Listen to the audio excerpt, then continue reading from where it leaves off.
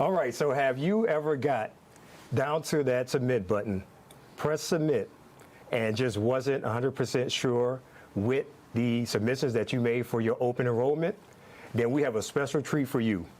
Welcome to TRS Talks, our live stream series that was built for you, our TRS members, to make sure that you're making the best decisions during open enrollment and beyond. And we know that retirement planning is more than just your pension benefit.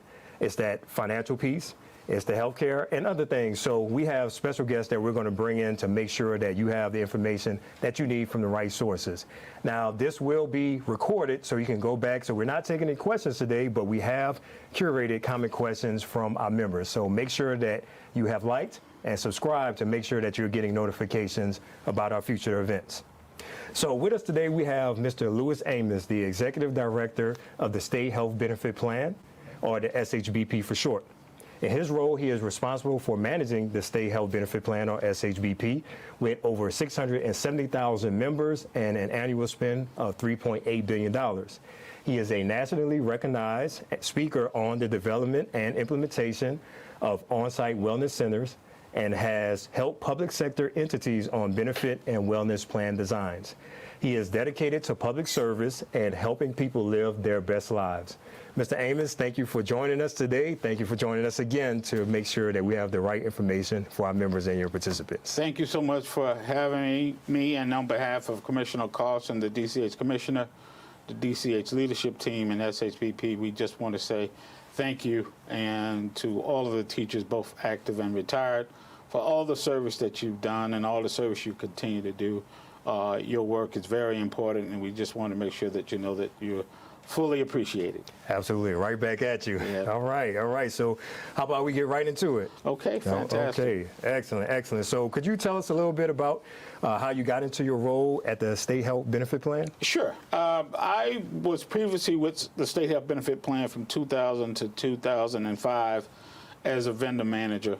Prior to that time, I had experiences on the payer side. I've worked for Prudential Health, Cigna, and United Healthcare. In between my stints, my previous stint here at SHBP, I was at the city for approximately 15 years as the benefit director over both health and pension. So I have a clear understanding that two things, especially for our retirees, that's important to you. That's your pension check and your health insurance.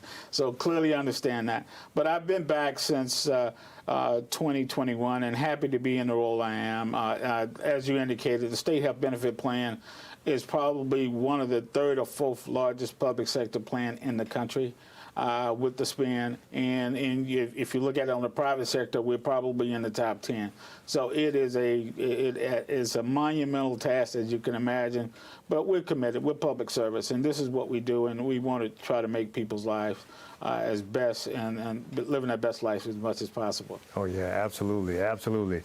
So your impact and your leadership can be seen across the state with our communications and outreach team. We're out and about, and we see your folks out there as well. So can you speak to some of those outreach initiatives that you have and some campaigns that you have going on? Yeah, sure. One of the things, as you can imagine, when the pandemic, we weren't able to get out and have meetings with both our active employees and then the retirees.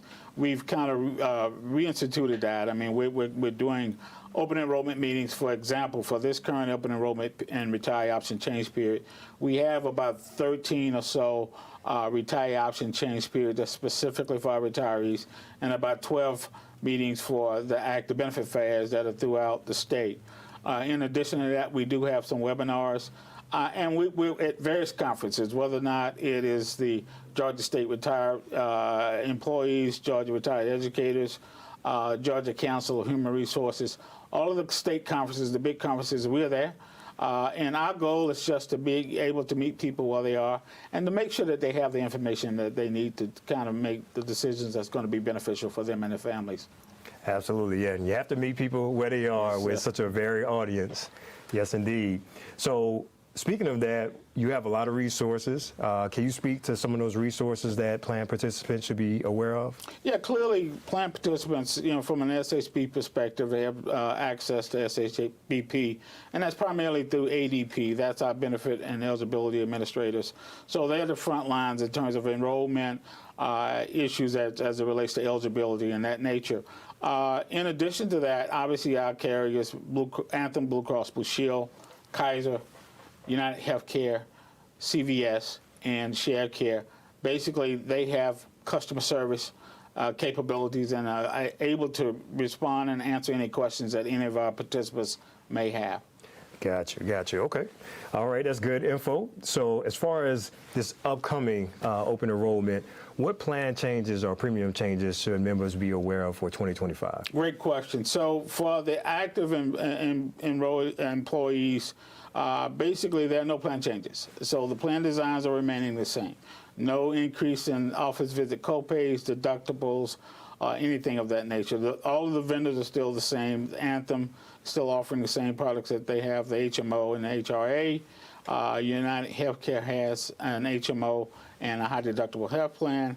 Kaiser has a regional HMO plan. And then for our pharmacy benefit manager, CVS Caremark is still in place, and then Shared Care is our wellness vendor. So there are no changes.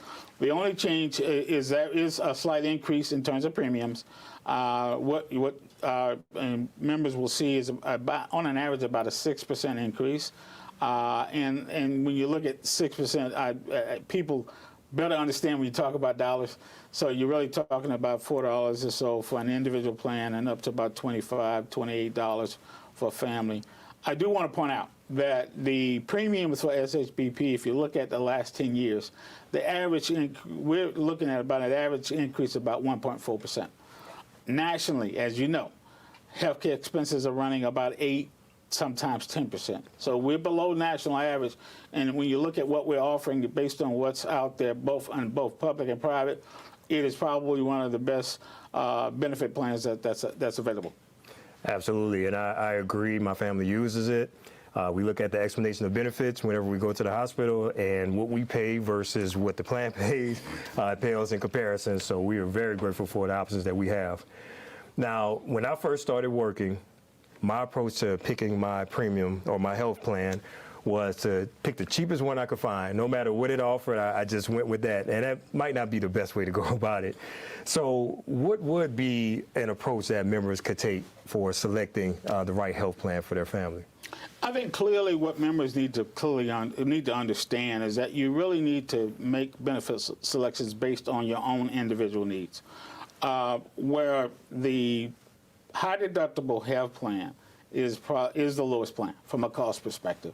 But there are parameters with that in terms of high out-of-pocket expenses, those high deductibles. Whereas some of the other plans, the HRA plans, the bronze, the gold, and the silver plans, where it may be a little bit more expensive, but the deductibles, depending on personal decision, the deductibles and the copays will vary based on that. And then you have the HMO options. So what I really encourage folks to do is look at, and not just make a decision just based on a financial decision. You have to make decisions that's based on what's going to be in your best interest. Because as you know, I mean, life changes, things happen. And, if you're in a scenario where if you can't financially cover some of those deductibles, people have a tendency, well, do I pay the deductible or do I try to cover other household expenses? Those are the kind of decisions you have to make. And the most important thing is making a decision and having health care. That's the most important thing, because nobody needs to be out here without health care, because we all one accident away from being in a real horrible financial situation if we don't have coverage. That's true. That's absolutely true. Yeah, and just thinking about planning for the future, actors will someday be retirees, and depending on where they are as far as when they started work, they might fall into different subsidy policies. So can you speak to how the subsidy policies work? Yeah, so there are basically two categories in terms of the subsidy. There's a basic subsidy, and that's for anyone who had 5 years of service as of 2012, or if they was in a retirement status. So they're in what's called the basic subsidy plan. The annuity years of service plan, if you didn't fall in that category, then you're basically in the annuity years of service, and then the subsidy is based on the total number of years. Gotcha. So the premiums are a little bit higher because the subsidy is not quite as great. So typically, just to kind of give an example, for 10 years, the subsidy is about 15%. if you got 30 years of service, the subsidy is 75%. So that's the biggest difference, and I think a lot of people, kind of don't understand, but it's important, especially when you get into that retirement status, when your income is somewhat changing, but the health premiums are, in essence, not what they were probably when you were in an active status. Okay, that makes sense. So kind of like our pension, the longer you work, then the greater that benefit is for you. Exactly. Okay, that makes a lot of sense. All right, so life changes, as you mentioned. Can you speak to the importance of contacting state health benefit plan when there's a qualifying event, and what are some of those qualifying events? Yeah, a qualifying event will be marriage, divorce, adoption, things of that nature. And birth.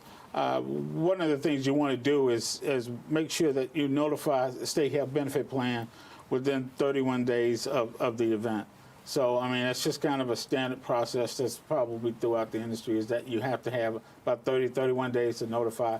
But if some of those things happen, you want to make sure, if you want to add dependents or add spouses or whatever, or even want to drop people off the coverage, that you take advantage of that period, which is, that 31-day period. 31-day period, okay.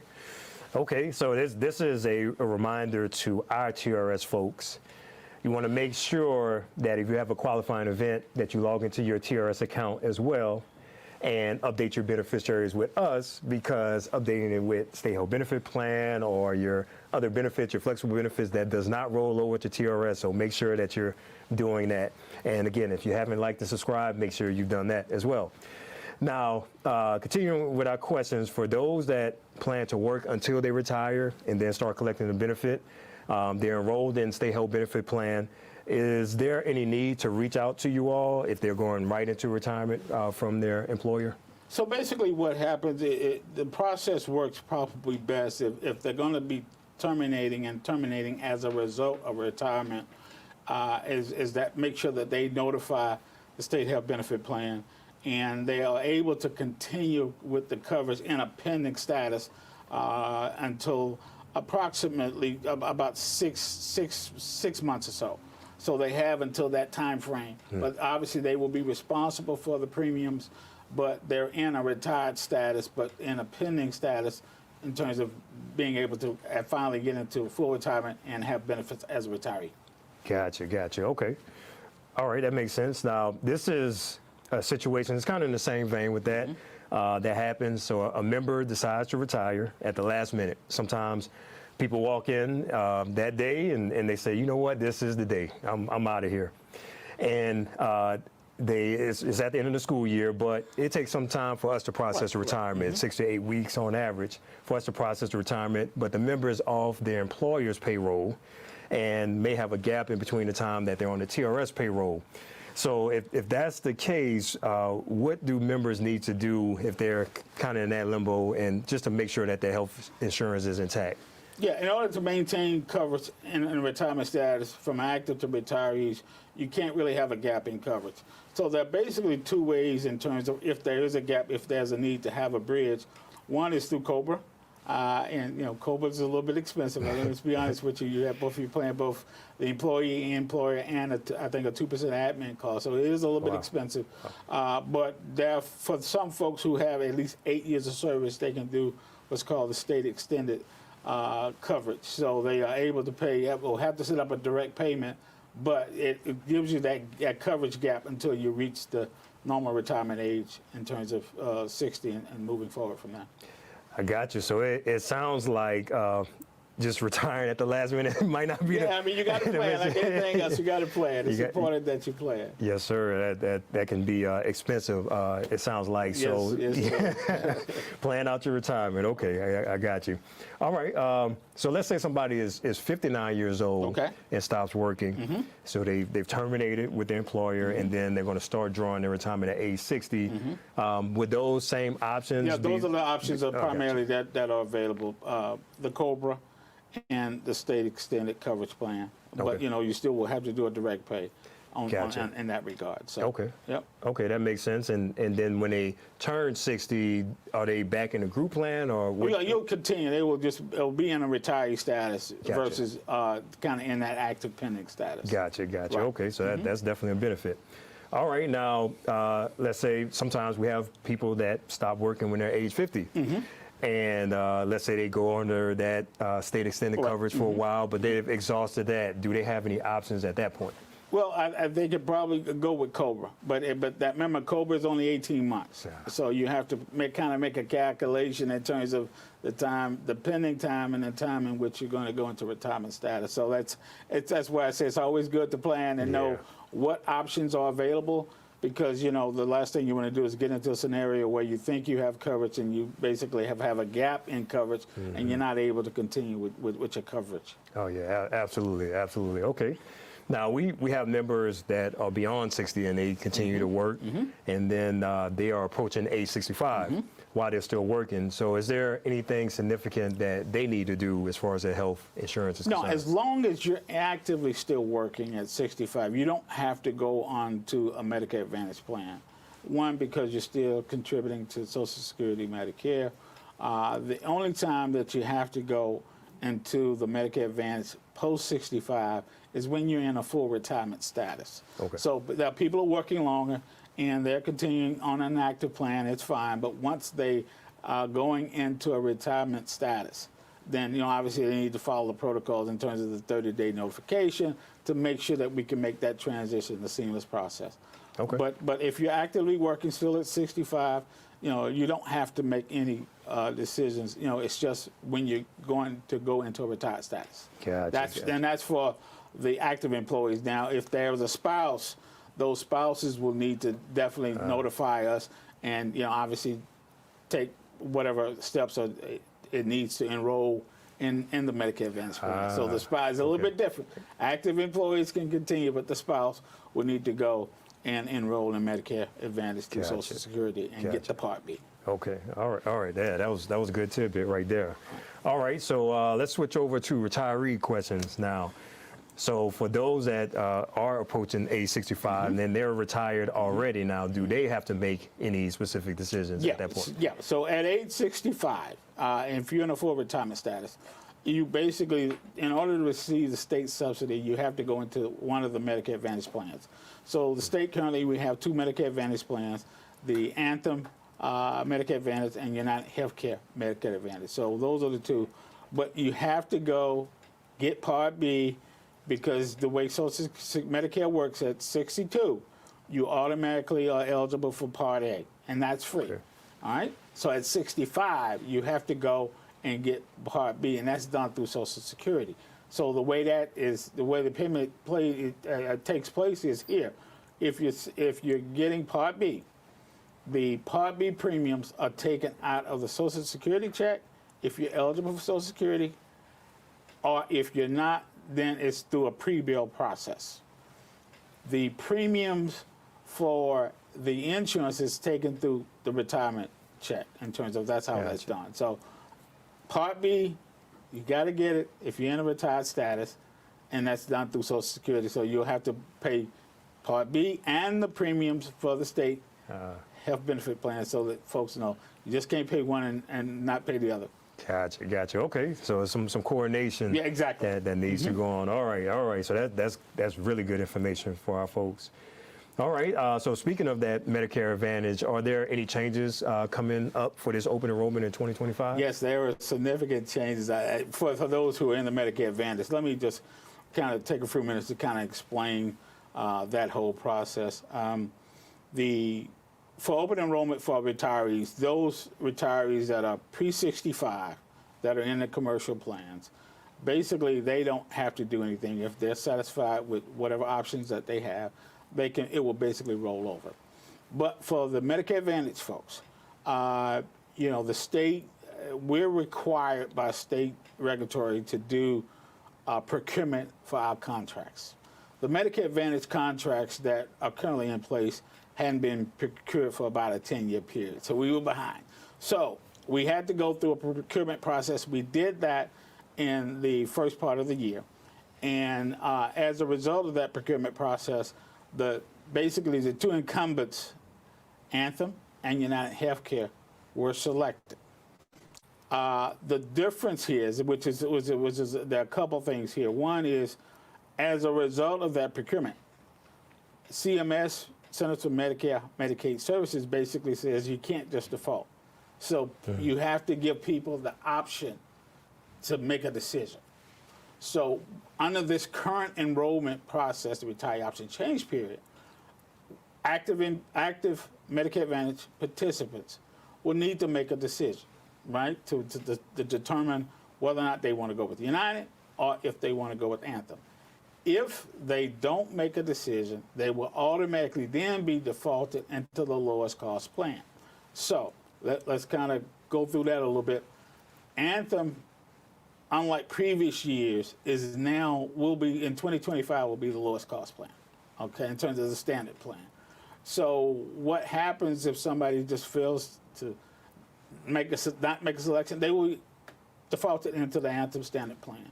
Now the premiums were determined by the carriers. As I indicated, we went through a procurement process. We asked them to give us their best and final offer. There were two recommendations. One was best and final offer, and not to change plan designs. So plan designs are not changing. So what's covered currently will be covered in 2025. The significance of that is that you don't have to go and change doctors. Whatever was covered under United, which is the majority of the folks are currently in 2024, will be covered with Anthem, vice versa.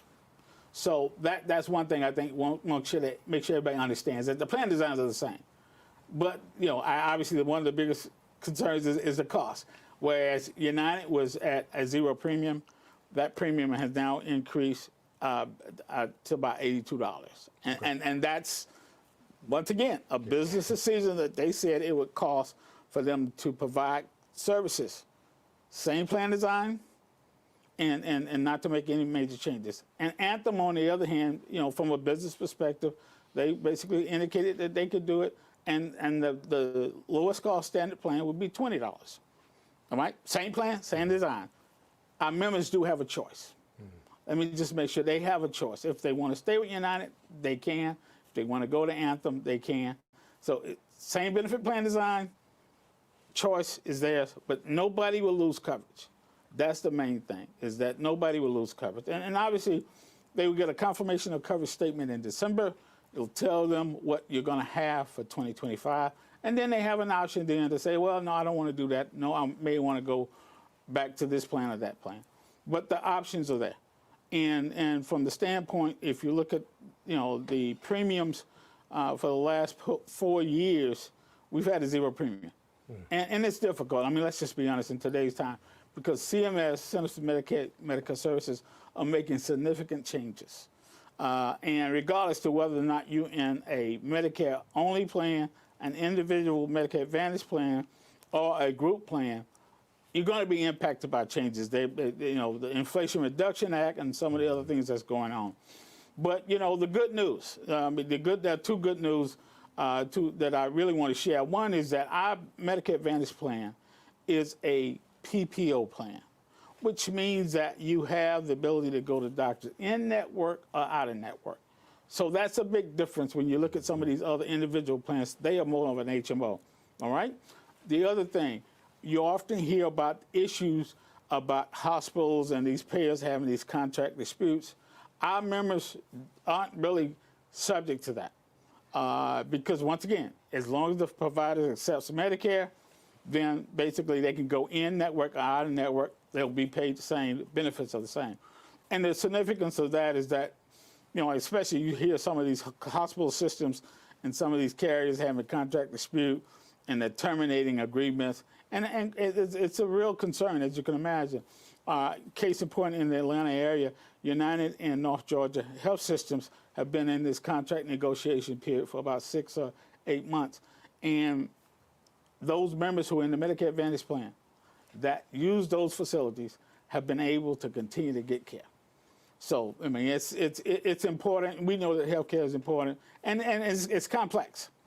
The other thing I do want to add here is that there is one benefit that Medicare Advantage folks will see in 2025.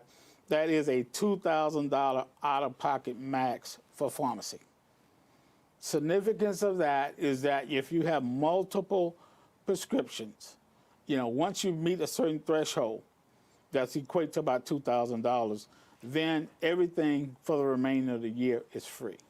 So for those who are on some of these high cost specialty medications, I know you may be paying $80 whatever dollars, but that cost of that medication, once it reached that $2,000 threshold, then the remainder of the year, you're at zero. So I mean that's as you can imagine, it's significant because it went from 8,000 to 2,000. Wow. So there are some there's some positives when you look at it, but we know that it's a change. But hopefully that our members will still get the best care that's available. Yeah, and it sounds like it. So from what I'm hearing is make sure you check your mail. Yeah, right? yeah, that's it. But even if you don't, for wwhatever reason, you still will have some form of coverage. Yeah, coverage. Nobody's going to lose coverage, and it's important. I mean, you can imagine come January 1st, if you have a medical condition and you show up and they tell you that you don't have coverage because these people, most folks have worked, especially retirees, 20, 30, 40 years have this benefit. Mm-hmm. And, we want to make sure that they will continue the benefit. So That's right. Yeah.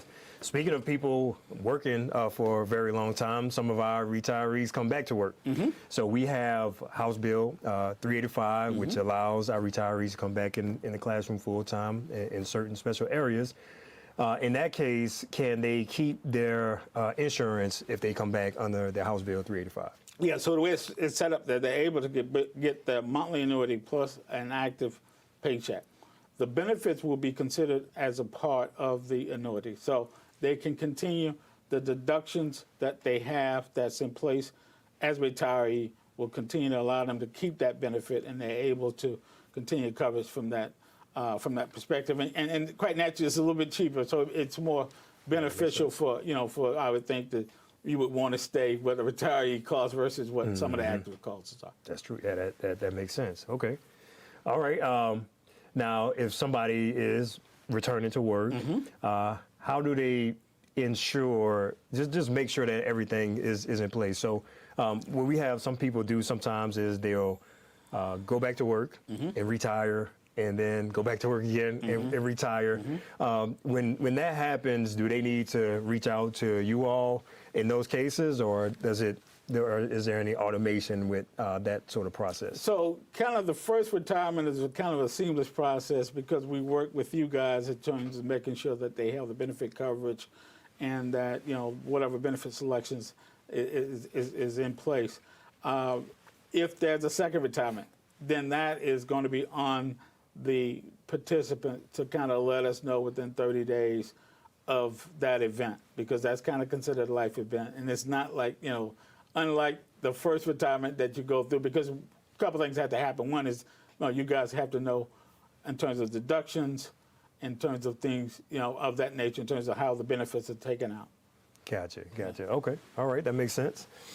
All right. Now, let's say if somebody is retired and for some reason they discontinue the insurance. They reach out to y'all and they say, we don't want our insurance anymore. But then down the road, they realize, oh man, I had a really good insurance option or plan.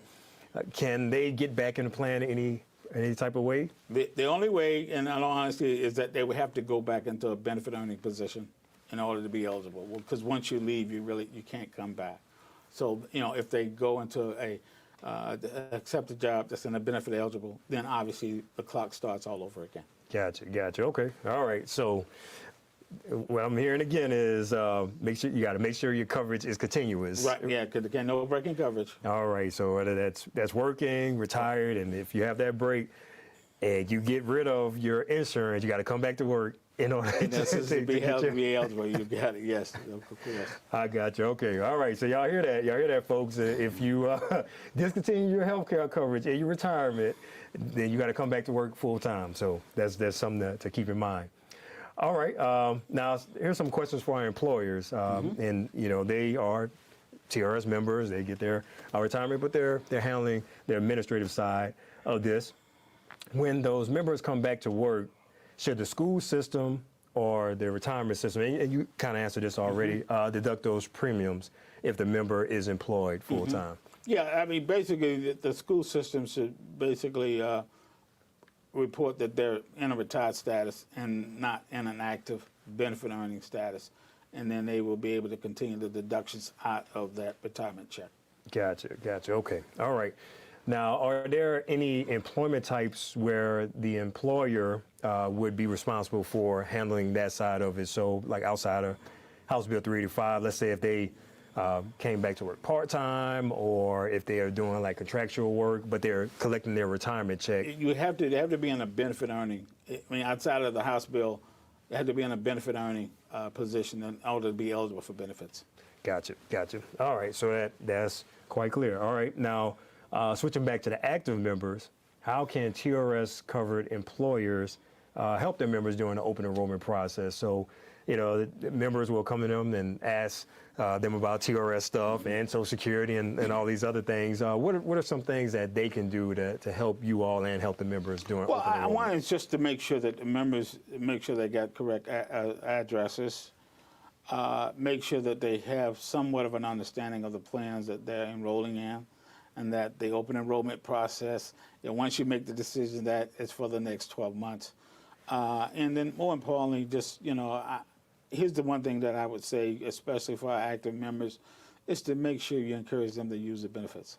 One of the things that we're seeing is that, while people may have benefits, they don't have relationships with a primary care physician. So it's important because it helps us all.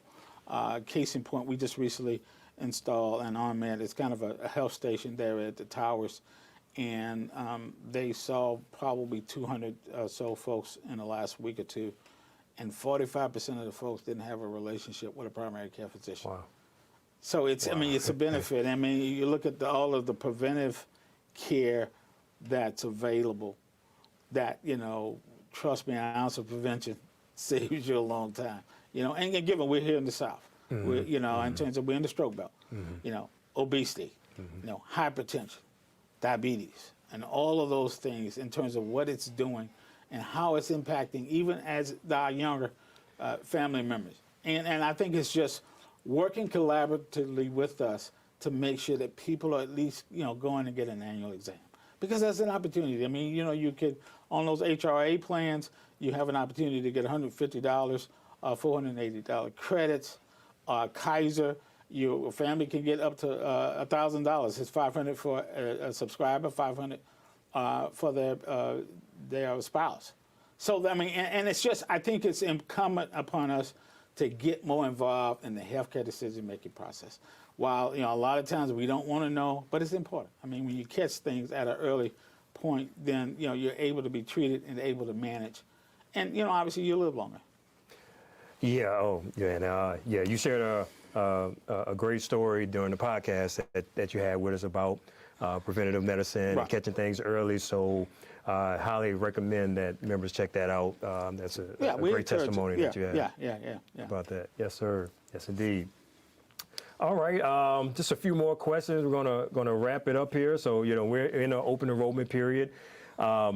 Do members need to do open enrollment every single year? Sometimes people say, well, I don't have time, I don't feel like it. Do they need to do that every single year? Well, I encourage folks, you always want to look and check and see what you got. I mean, even if you don't really utilize it, I mean, you're paying a premium, and you just want to see what that premium is. Yeah.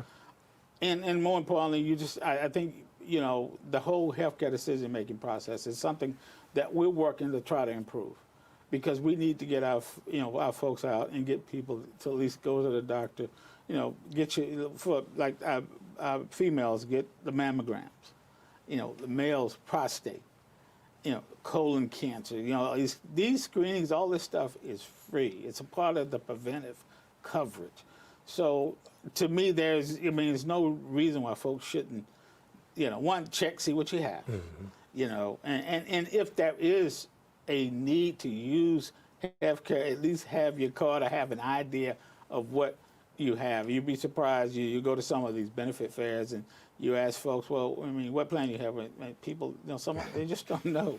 And that's just, that's not acceptable. You get an ID card. If you lose it, you can always get another one, but at least know what you have, because you just never know in terms of when you'll need it, and then it helps that whole process in order for you to kind of get services that are needed. Yes, indeed. Yes, indeed. Okay. Now, this is on the preventative side. We're talking about preventative with health, but unfortunately, scams are out there. We see a lot of them with the pension plan, and just finance. There's data breaches left and right. So, have you seen any scams as far as healthcare is concerned, and are there any that people should be on the lookout for? No, not necessarily scams. I just want to kind of reiterate to our retirees, the Medicare open enrollment period starts, I think, October 7th or so through December. And Joe Namath, Joe Montana, William Shatner, J.J. Walker, those folks are going to be calling them. And, they're going to be trying to basically tell them, hey, if you come to our plan, it's the best thing almost since sliced bread. But the reality is those plans aren't comparable in terms of what they're getting with SHBP. You look at it from the standpoint of specialty visits, the standpoint of, some of those are HMO networks. You don't have the similar type of network that you have in terms of a PPO like. The pharmacy coverage, it's about 60% of, we have an open formulary, they cover probably 6%. But more importantly is that, once you make that decision to leave, you can't come back. And once I know about as well as anybody else, is that folks who work 25, 30, and 40 years for a benefit, I would hate to see them lose it, because, I could give you a case in point. A couple of years ago, there were about 700 to 800 folks who were with United, and we kind of worked with United in terms of, they do this process of when people are terminating and leaving. So of that 700, probably about 550, close to 600 folks said, we didn't mean to. Wow. You know what I mean? Wow. And we were able to help them. But you can imagine for those who were not able to help, and you enroll in these plans, and it's just, as I go into these meetings with the retirees, I basically say, please, ma'am, please, sir, hang the phone up. Because it's not, it sounds good, but it's just not, it's not a good benefit for you. And people have, let me just say this, they have choices. Right. But, these are kind of choices that you make can be real severe if you're losing a benefit that you've worked and that you've earned. So I just make sure they're aware of it, because they get postcards, they get calls. It's funny, my in-laws are covered on the SHBP, and they say they start getting calls from 8 o'clock in the morning, sometime 8, 9 o'clock at night. So and you can imagine, if somebody is an elderly person and they, you talk to them, and sometimes they're automatically slamming people over because they say you agreed to do this. And that's just, we really are concerned with that. Yeah. And it's important that people understand, don't make those decisions. And that's, but they do a great job, I had to say, but it's detrimental. Wow. Yeah. Wow, that could be a costly mistake. Yeah, all the time, yeah. Yeah, and I'm sure it sounds good. We've seen some of the things out there as well, and wow, ooh, that's tough. Okay, that's really good info. Now, do people at Stay Health ever reach out directly to a plan participant, say by the phone? So is there ever a time where they should pick up the phone and it's you all? No, it's the only time that you'll probably have some outreach, as I indicated earlier, as a part of our outreach for those Medicare Advantage participants that are aging in. ADP will send notifications out 4 months and 2 months. And that's just to say, hey, you need to make sure that you get your Medicare Part B card, need to provide that information. But that's about the only time, unless somebody is dealing with an individual situation. But just as a general rule of thumb, no, we don't. It's not a need to really, send information, because we coordinate through ERS and TRS. You know what I'm saying? Because for most folks, so if you can see, there's a correlation.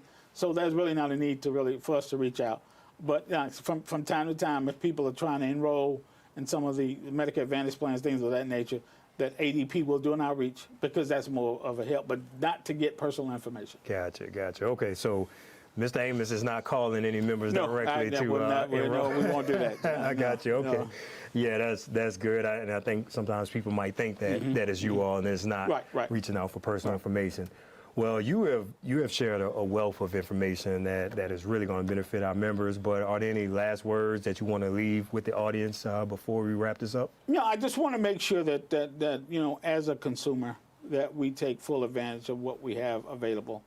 The benefit coverages that are offered on the state health benefit plan are probably, I'll say that, I guess, because I'm the champion for it, but some of the best in the country. Not only based on cost, but in terms of the services that are available. And when you look at it, at the end of the day, you want access to care, and you want quality care. And that's the thing that we're committed. And obviously, we're working each and every day to try to make that better. But I just want people to understand that, the benefits that's offered by SHBP is clearly top of the line. And I encourage folks to make a comparison in terms of what's offered in other public sector and also private sector. And you'll see it's a great plan. There are options. People do have choices. But more importantly, we're committed. We're committed to making sure that our participants and their dependents have an opportunity to live the best quality of life. Yes, indeed. All right, I think that sums it up. Mr. Amos, thank you so much. Thank you so much for joining us today. We thank you for the information and your team as well. Please let us know that we appreciate them coordinate this. They do a lot of stuff in the background. And yes, sir. And kudos to my team. They really work hard. But we're dedicated public servants. Absolutely. And we're committed to doing what we need to do for everyone who's covered under the state health benefit plan. Absolutely. All right. Well, that wraps it up for today, folks. If you haven't already, again, please like and subscribe and make sure that you're joining us for our next session of TRS Talks, which is going to be on October 21st at 4 p.m. with Mr. Luke Atwood, and we're going to be talking about budgeting and financial literacy. But until next time, we hope to see you again. Stay well and stay safe. Thank you.